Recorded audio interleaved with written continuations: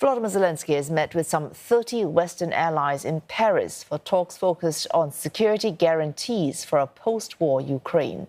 The so-called Coalition of the Willing meeting was co-chaired by France and the United Kingdom, who stressed that any European reassurance force still requires US backing.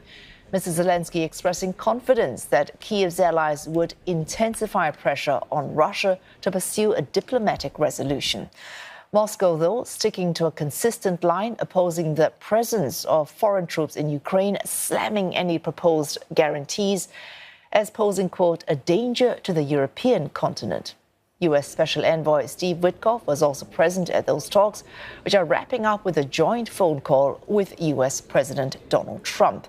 Mr. Trump also planning talks on the war in the coming days. That's after stalled progress following a summit last month in Alaska with Russian counterpart Vladimir Putin. And more, we're joined by Ross Cullen reporting live from Paris. Ross, European leaders, knowing that if they want to secure support from Washington, they need to shoulder that they need to give their own guarantee that they can shoulder their own responsibilities on Ukraine. Given that need, what was on the agenda at talks today?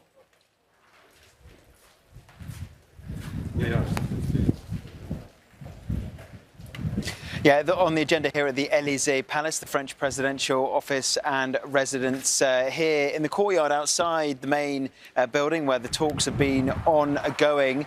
It is interesting to note that Steve Witkoff, the US Special Envoy here in Paris in person. Now, the United States is not a fully signed up member of this coalition of the willing, but the US support for that coalition is something that France, Britain, Japan, Australia and the other members of this so-called coalition are looking for. They want a guarantee that there will be some US involvement in any future security guarantees provided by France, Britain and Japan, for example, to Ukraine. They want that backstop of US support. So very important to note that Steve Witkoff is here in the room in person. He will be pressed by the Europeans and their Western allies on if there can be any more pressure applied by the Trump administration on Vladimir Putin to sign up to a ceasefire.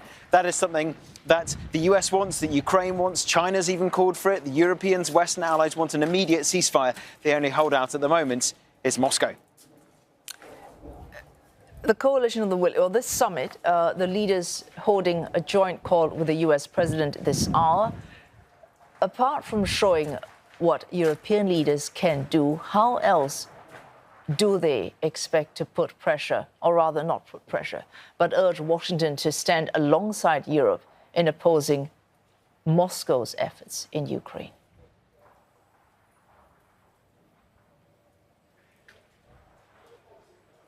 Yeah, lots of optics here, Wei, so you might be able to see some of the cars behind me as some of the leaders start to get ready to leave after they've had that call with President Trump. And that's important because they will have spent a few hours this morning trying to align their positions with Steve Witkoff. So when they do call the president, they will be able to put forward to him the reasons why it is critical that the United States steps up its support for Ukraine in any post-peace deal kind of security guarantees, perhaps British warships in Ukrainian waters, perhaps French troops on Ukrainian soil, and maybe the US promise of air support if needed to try to thwart any future Russian incursions. We did also hear from the British Defence Secretary, John Healey, today, just saying that another way they can put pressure on Moscow is to use some of the frozen assets that have been tied up in these sanctions imposed by the US, the UK and the EU, defrosting some of those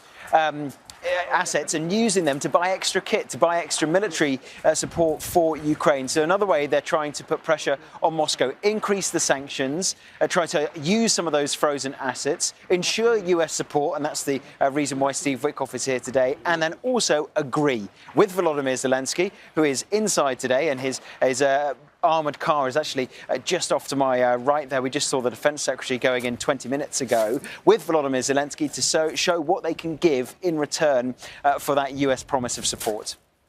Ross Cullen there reporting live from Paris as stalled progress on reaching peace in Ukraine. Those diplomatic talks start up again. Thanks for that.